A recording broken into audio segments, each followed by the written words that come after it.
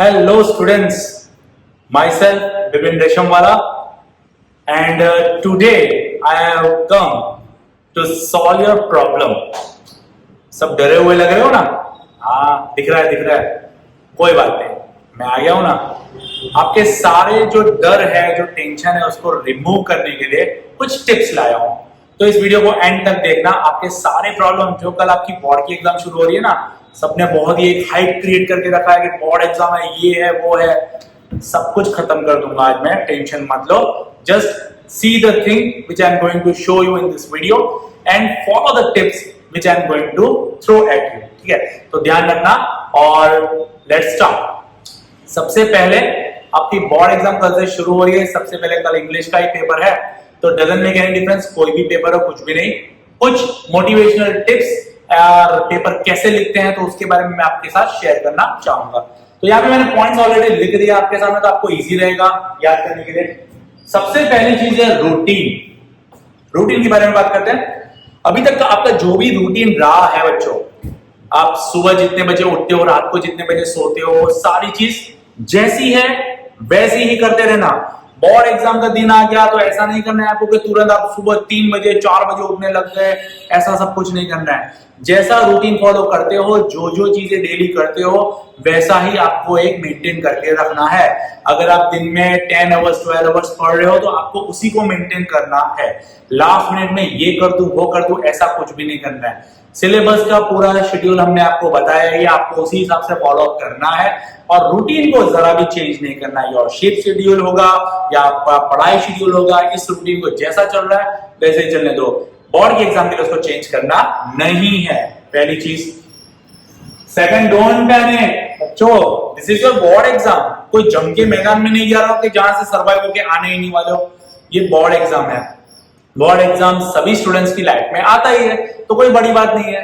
Assume करो कि तुम क्रिकेट का मैच एक खेलने जा रहे हो या कोई भी तुम्हारा फेवरेट स्पोर्ट पकड़ लो, आप वो खेलने जा रहे हो। अब आप वहां जाते हो तो आपको एक प्रेशर होता है ना खेलने के लिए। मैच स्टार्ट हो गया, ऑडियंस देख रही है, तो मुझे परफॉर्म करना है। सेम सीक्वेंस बच्चों, सेम सीक्वेंस। आप एग्जाम देने जा रहे हो ना, कोई दिमाग में टेंशन मत रखो मेरे पेरेंट्स क्या सोचेंगे, मेरे सर टीचर क्या सोचेंगे, मैं खुद मेरे बारे में क्या सोचूंगा, ऐसा कुछ भी नहीं है। जैसे ही पेपर आता है आप लिखना शुरू कर दो, डरने की जरा भी बात नहीं है। प्रेशर बिना कोई भी काम होने वाला नहीं है, ये चीज तो समझ लो। तो accept this pressure and move on. ठीक है, तो ये चीज हो गया तुम्हारा सेकंड पॉइंट। थर्ड हो गया सबसे इंपॉर्टेंट चीज है बच्चों, हेल्थ इज वेल्थ। डेफिनेटली ऐसा बोलते हैं ना, a healthy mind resides in a healthy body. अगर आप एंड टाइम पे या बोर्ड के टाइम पे अगर आपकी हेल्थ खराब हो गई, भगवान ना करे अगर आपका कुछ एक्सीडेंट हो जाए, फ्रैक्चर वगैरह हो जाए, तो क्या करोगे आप लोग? तो सबसे पहले चीज आपको आपके हेल्थ का ध्यान रखना है। अब आपकी हेल्थ के बारे में आपको मैं बता दूं कि कौन कौन सी चीजों को आपको ध्यान में रखना है। सबसे पहले तो आपको अपना जो स्लीपिंग हैबिट्स है उसको चेंज नहीं करना है। हाँ, मतलब कुछ ज्यादा ही अगर सोते हो तो वो सब अभी कट ऑफ कर दो।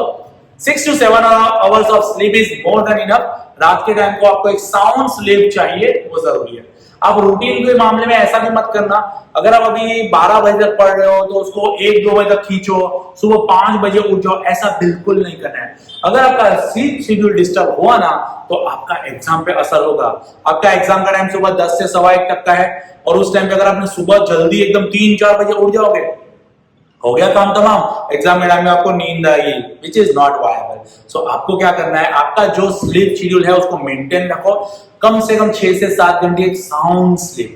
शाम से यानी कि म्यूजिक सुनते सुनते नहीं सोना है, आपको अच्छे से नींद करनी है। ठीक है, दोपहर को आप चाहो तो 15-20 आधे घंटे का एक और नैप ले सकते हो after coming from the school examination, वो अलग सी चीज है। बट रात की जो नींद है वो अच्छे से अच्छी होनी जरूरी है। आपका पूरा हेल्थ इसके ऊपर मेंटेन होता है। Second is eating habit. बच्चों कुछ भी खा पी मत लेना। वड़ा पाव खा लिया, दाबेली खा ली, आलू पूरी खा ली, पानी पूरी खा ली, ये सब खाओगे एंड मोमेंट पे अगर आपका पेट खराब हुआ या अगर आपकी हेल्थ खराब हो गई तो काम खत्म। ये सारी चीजें तो ऑलरेडी आपको सभी ने बताई होगी। ये खाना पीना एंड टाइम पे आप अपनी सेहत के साथ छेड़खानी मत करना। अगर ऐसा कुछ हुआ बोर्ड के एग्जाम में आपको परेशानी हो जाएगी। तो आई रिक्वेस्ट, ऐसा कुछ भी मत करना। एंड टाइम पे घर का सात्विक भोजन खाओ, मम्मी बना के खिलाते हैं ना, अच्छे से अच्छा नॉर्मली एकदम सादा खाओ। बट बोर्ड के एग्जाम में no no no no no. ठीक है, तो हेल्थ का भाई पूरी अच्छे से ध्यान रखना। ये तुम्हारे 3 पॉइंट्स है हेल्थ के लिए। ये जनरल बातें हैं। आपका रूटीन मेंटेन रखना है, डरने की बिल्कुल जरूरत नहीं है। आप एग्जाम में जा रहे हो, जंग में नहीं जा रहे हो, और अपनी हेल्थ का आपको अच्छे से ध्यान रखना है, ठीक है। नेक्स्ट थिंग,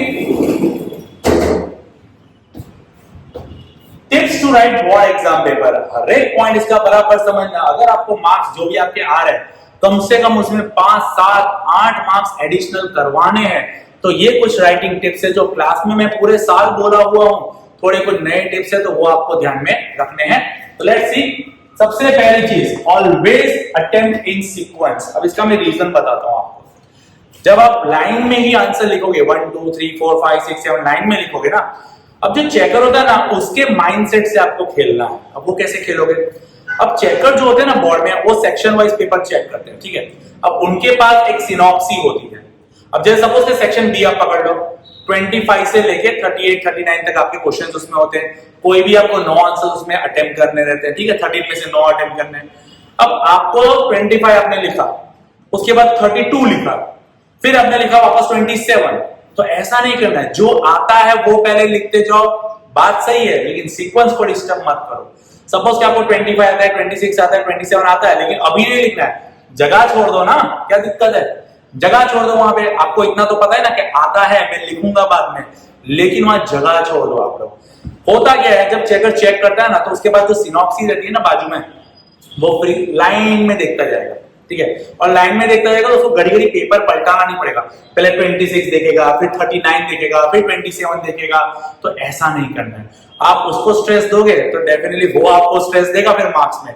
ये चीज नहीं करनी है। तो सबसे पहला टिप जो था वो ऑलवेज अटेम्प्ट इन सीक्वेंस। अब सेक्शंस आगे पीछे कर लो, कोई दिक्कत नहीं, क्योंकि हर एक एग्जामिनर के पास अलग अलग सेक्शंस होते हैं चेक करने के लिए। बट सेक्शंस के अंदर सीक्वेंस जो है वो आपको वैसे के वैसे ही रखने हैं। Clear this one? चलो सेकंड, नेवर गिव अप बच्चों। कभी नहीं, कभी नहीं, no no no no no, कभी भी आपको गिव अप नहीं करना है। ऐसा होता है बोर्ड में कि कोई पहला क्वेश्चन ही जैसे आपने देखा नहीं आया, ओ मां ये तो मेरे सिलेबस के बाहर का है, या कुछ अलग ही पूछा है जो तुम्हें उस टाइम पे समझ में नहीं आ रहा, कोई बात नहीं, लीव आउट, उसको जाने दो। दूसरा क्वेश्चन देखो, ओ मां ये भी ऐसा है, जाने दो उसको भी। तीसरा देखो, ओ ये सोचना पड़ेगा।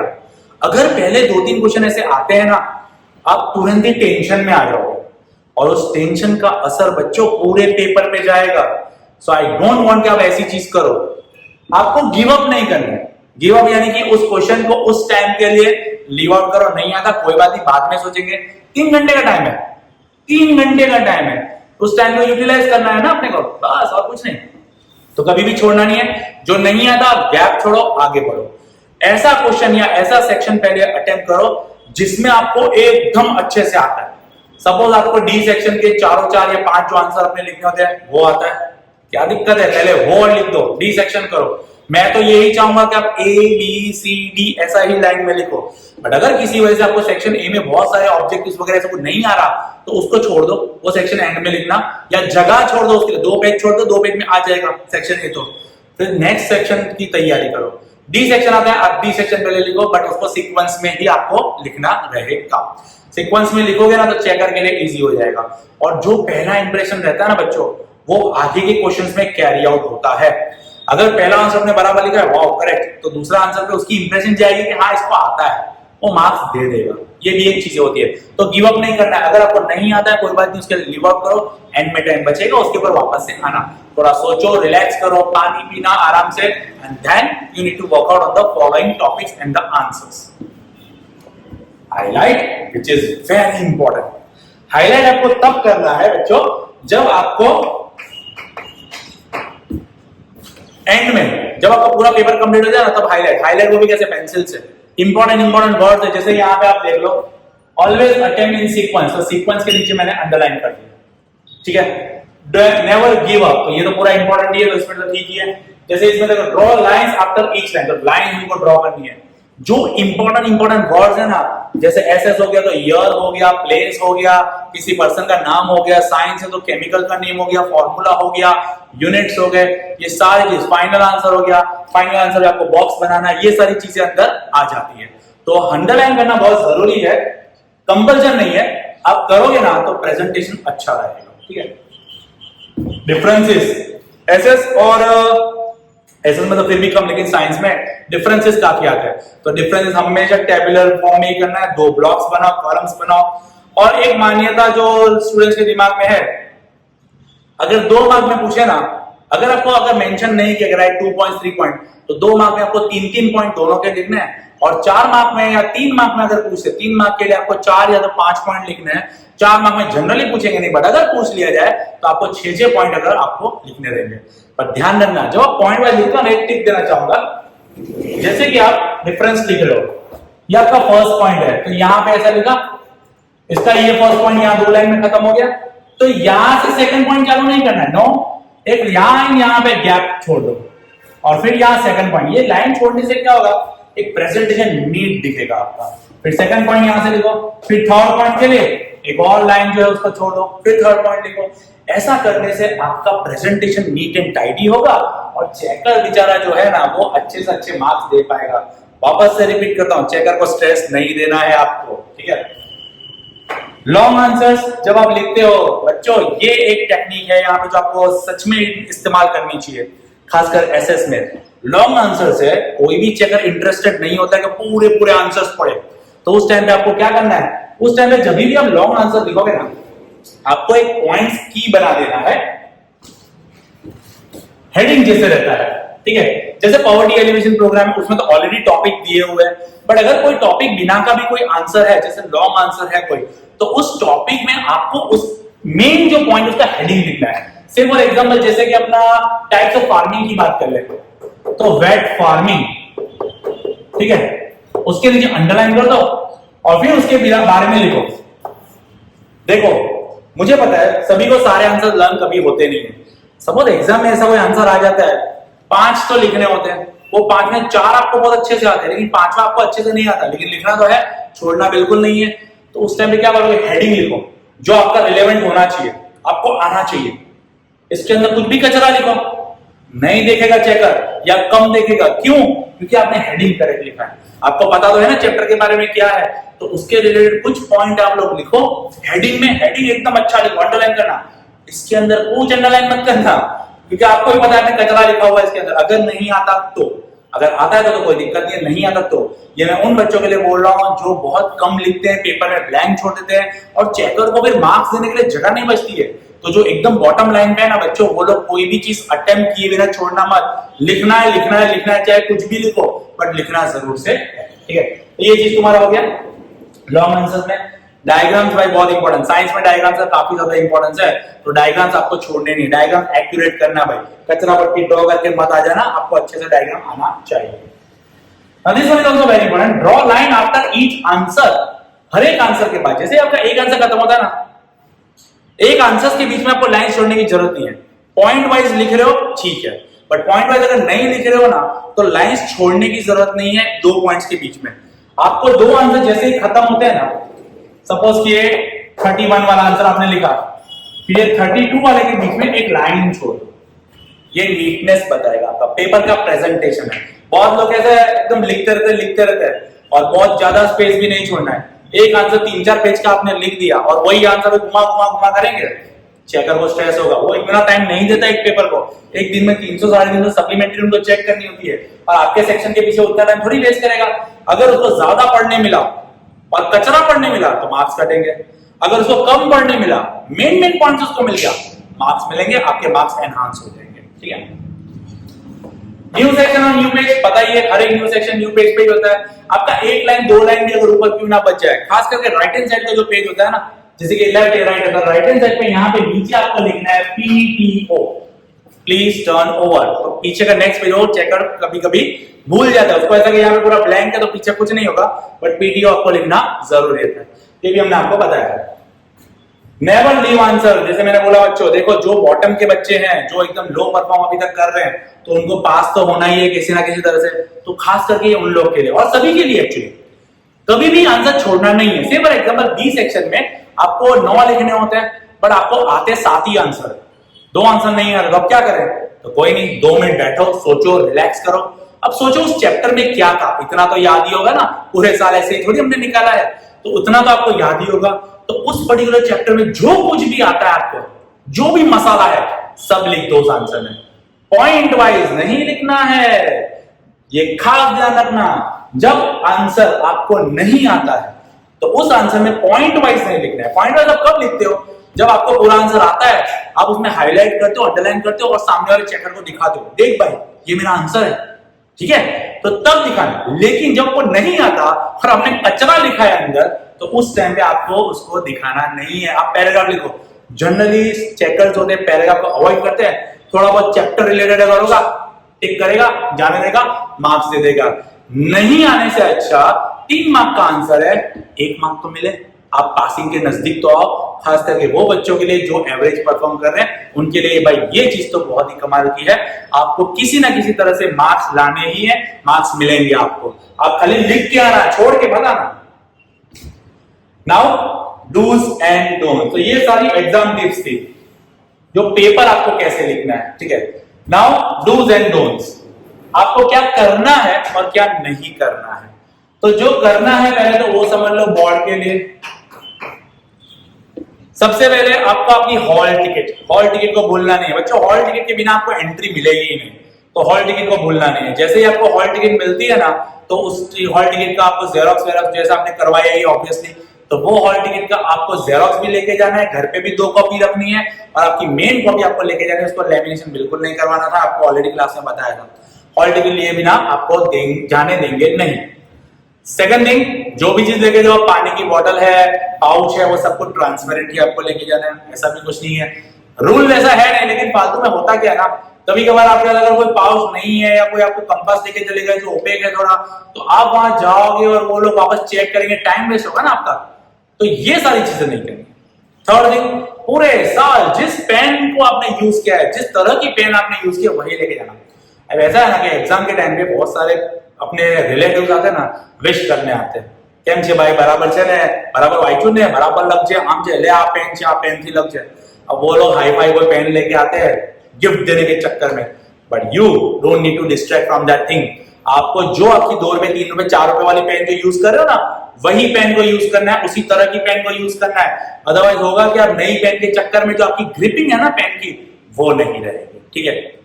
नेक्स्ट थिंग, हैंडराइटिंग बच्चों, मेरे जैसे कचरे हैंडराइटिंग निकालोगे तो मार्क्स कटेंगे। हैंडराइटिंग पे थोड़ा ध्यान देना भैया।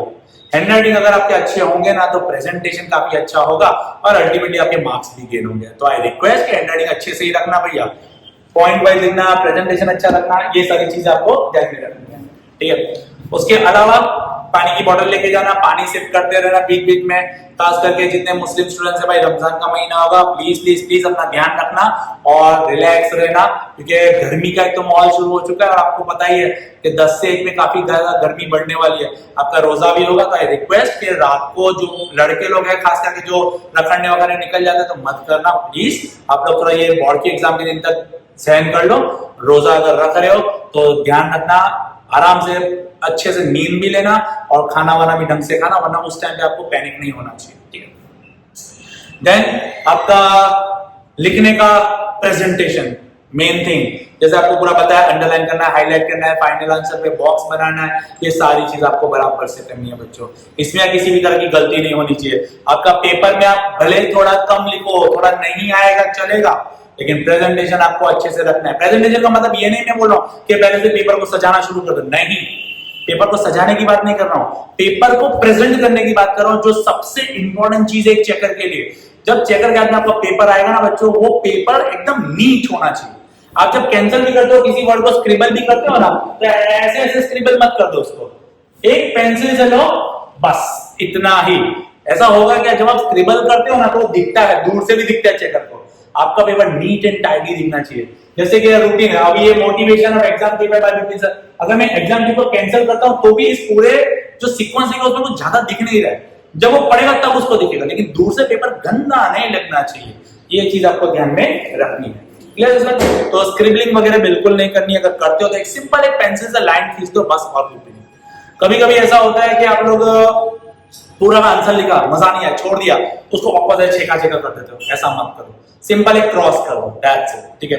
मैथ्स में बहुत ऐसा होता है, मैथ्स में आप लोग अगर पूरा आंसर लिखते हो नहीं आता, वापस छेक छाक मत करो। लास्ट में एक रफ पेज आपको कंसीडर करना है, वो रफ पेज ऊपर हेडिंग लिख देना, रफ पेज, और रफ पेज के हिसाब से आपको सारे कैलकुलेशन जो है वो वहां पे करने रहेंगे। तो बच्चों ये सारी चीजें आपको करनी है, क्या नहीं करना है, डोंट्स, क्या नहीं करना है। तो सबसे पहले आपको कोई मोबाइल लेके नहीं जाना, कोई स्मार्ट वॉच लेके नहीं जानी है, कोई भी चीज ऐसी जो इलेक्ट्रॉनिक डिवाइस से रिलेट करके वो लेके नहीं जानी। आपको जो घड़ी पहनोगे वो भी एनालॉग होनी चाहिए, डिजिटल होनी चाहिए नहीं। आप कपड़े जो पहनो एकदम लाइट कपड़े होने चाहिए, गर्मी का मौसम है, डार्क कपड़े करके मत चले जाना, बहुत गर्मी लगेगी। और आपके शूज अगर है तो शूज में तो मेहरबानी करके चप्पल पहन के जाओ भाई। आपको एग्जाम में किसी को दिखाना थोड़ी है कि आप कितने स्मार्ट या हैंडसम दिख रहे हो, आप चप्पल पहन के जाओ, कोई दिक्कत नहीं है। चेकिंग का टाइम आपको वेस्ट नहीं करना चाहिए, ठीक है। दूसरा, आप ना टहलते मत जाना, ट्रांसपेरेंट पाउच, ट्रांसपेरेंट पैड जो लेके जा रहे हो, हॉल टिकट लेके जा रहे हो, ये सारी चीज बराबर से आपको रखनी है, ठीक है। ये सारी चीजें हैं। क्या आपको नहीं करना था? दूसरा, इसमें आपको स्ट्रेस नहीं लेना है, बिल्कुल नहीं बच्चों। देखो एग्जाम है ये, ठीक है, और एग्जाम तो आती ही रहती है, अपने पूरे साल में एग्जाम दिए, अपनी फेयरवेल राउंड टेस्ट भी आपने दी थी, तो ये कौन सा बड़ा हुआ है, बोर्ड एग्जाम है, तो कोई दिक्कत की बात नहीं। और इसमें भी जब इंग्लिश का पहला पेपर दे दोगे, पेपर इजी जाएगा ना, बस बात खत्म। बाकी सारे पेपर सीधे स्ट्रेट फॉरवर्ड एकदम अच्छे ही जाने वाले।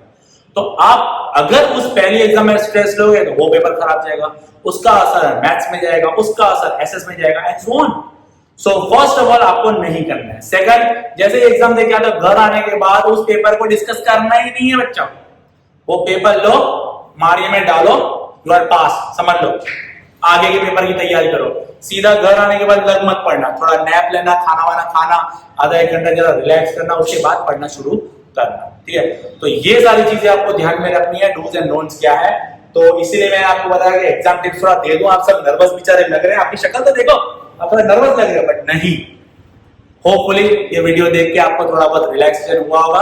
और सबसे बढ़िया बात जो मैं बोलने वाला हूं वो ये, बोर्ड का पेपर एकदम इजी निकलेगा, इजी निकलता है, इजी निकलता रहेगा। बोर्ड का जो ये हवा क्रिएट हुआ है ना, वो मत लो। बोर्ड के पेपर काफी इजी होते हैं। आपको कैसा होता है ना कि जो 80 मार्क्स का पेपर होता है ना, उसमें 20% थोड़ा ट्विस्टी होता है, हार्ड नहीं होता है, ट्विस्टी होता है। सोचोगे ना तो आ जाएगा। और जैसे मैंने बोला, खुद भी छोड़ के नहीं आना, लिख के तो 80 का 80 मार्क्स का लिख के ही आना है, आपको मार्क्स उसमें मिलते ही मिलते हैं, ठीक है।